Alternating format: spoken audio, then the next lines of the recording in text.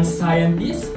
Welcome to another fun and exciting learning episode of Amazing World of Science.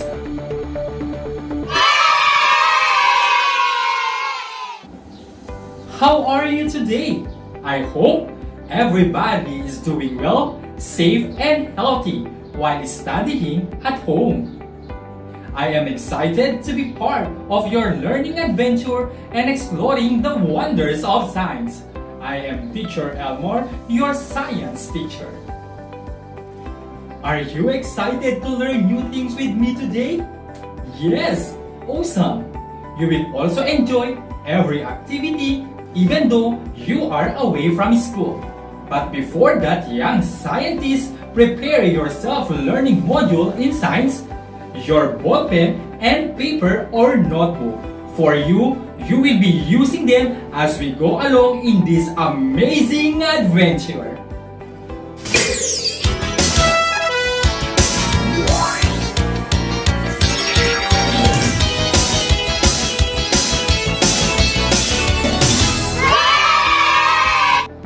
Make sure that you are now in a comfortable place, far from noise, so that you can hear me loud and clear. So, join me in our science adventure. For today's adventure will help you know the nature of soil, its types and characteristics.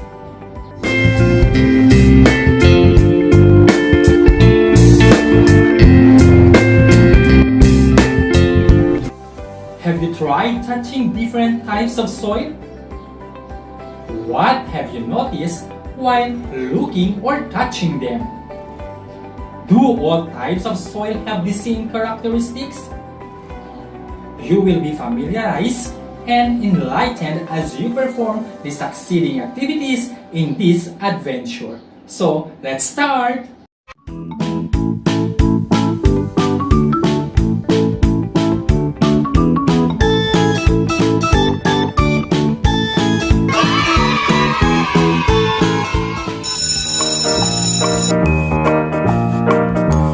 What is soil? Soil is the material where plants grow and which provides them with physical support, water, and nutrients. Soil covers most of the land part of the earth.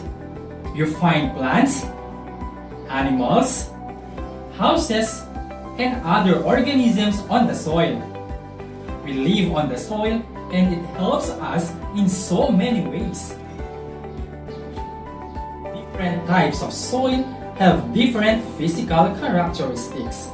Each soil type differs in color, texture, odor, and its ability to hold water. Some soils are good for planting, while others are not.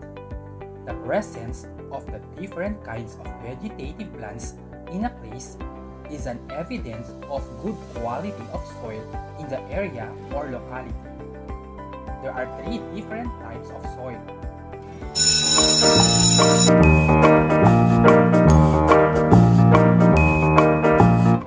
The first one is clay. In clay, particles are tightly packed together. It can hold much water and becomes sticky when wet. It is made up of very fine particles of rocks. This soil can be used in making pots. The second one is loam. It is a mixture of sand and clay. It contains a large amount of decaying plants and animals. It has a fine texture. This soil can hold enough water and oxygen, which are needed for plant growth. And the last one is sand. In sand, particles are coarse and loose, and it is easy to dig. This soil is not good for growing plants because it cannot hold water well. Soil is a system into which energy and matter from the sun, the atmosphere, and living organisms penetrate, and interact. It is a system because it is composed of many different parts and layers. Each of the layers has unique characteristics and has a special function to perform.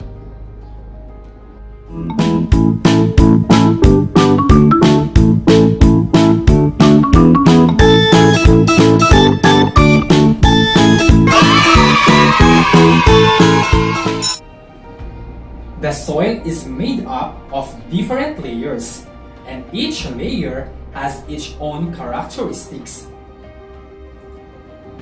The topsoil is the uppermost layer of the soil. This layer is rich with organic materials called humus and with minerals needed for plant growth. Humus comes from the decaying plants and animals. The soil's dark color is an indication of the presence of the humus. Several kinds of plants can be seen growing on this layer. The subsoil is located just below the topsoil. It is composed of loosely arranged rocks, sand, and clay. This layer is very rich with minerals that drain from topsoil. When topsoil is washed out, the subsoil alone cannot support plant life. The parent rock is composed of rocks that are slowly breaking apart. It is composed of very little weathering. It does not contain necessary nutrients and water needed for plant growth. The bedrock is the lowest of the soil layers. It is made up of undisturbed large boulders and gravel. This layer contains materials that are good for constructing buildings and making roads. No plant can survive in this layer.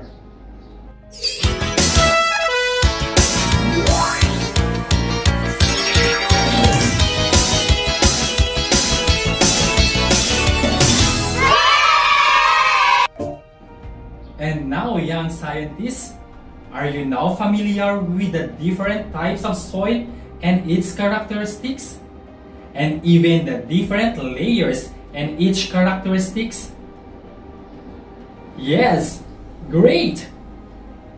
Young scientists, always remember, soil is important because it provides plants with physical support, water, and nutrients to grow.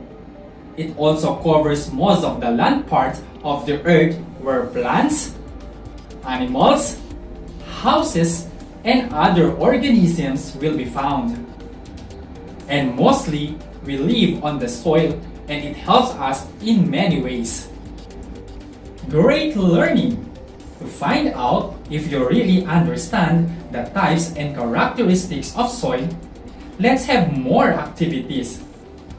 Prepare your pencil and paper, then answer the following activities correctly. Directions. Read and answer each question. Write the letter of the correct answer in your science notebook. You will be given 5 seconds to answer each question. Number 1. It is a small particle of rocks that contains decayed tiny organisms and plants. A. Clay, B. Loam, C. Sand, D. Soil. Timer starts now.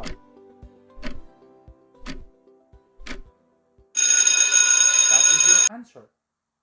The correct answer is letter B, soil. Number 2. The kind of soil that is sticky when wet and has the finest texture. A. Clay, B. Loam, C. Humus, D. Sand.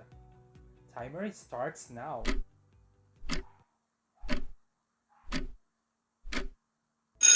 What is your answer?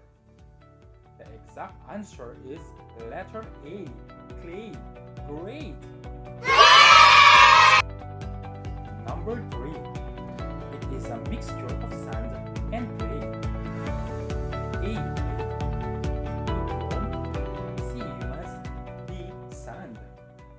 Timer starts now.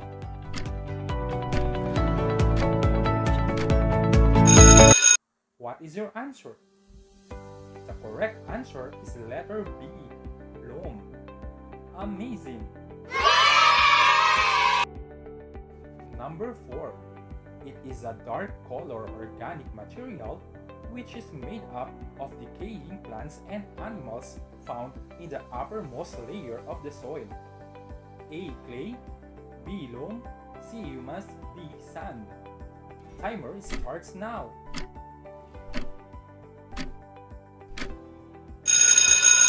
What is your answer? The right answer is letter C, humus. Awesome! Number 5. The particles of this soil are coarse and loose. A. Clay, B. Humus, C. Loam, D. Sand. Timer starts now.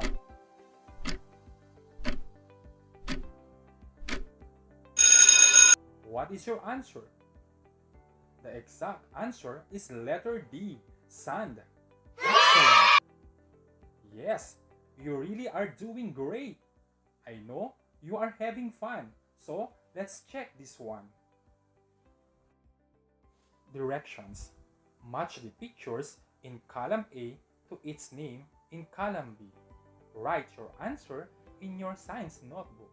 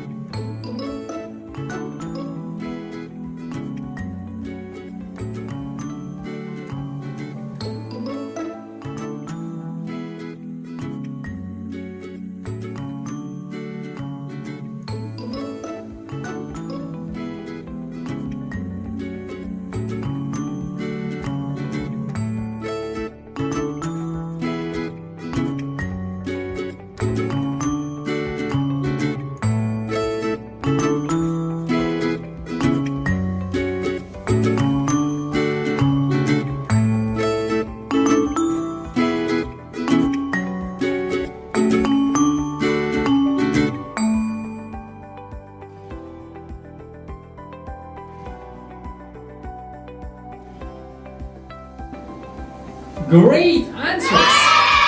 You learned well in these activities. Congratulations! You did well in this adventure. Good luck in your next adventure, young scientists. That's all for today, young scientists. I hope you had fun. In Science 4, where learning becomes easy once we explore and learn anything under the sun.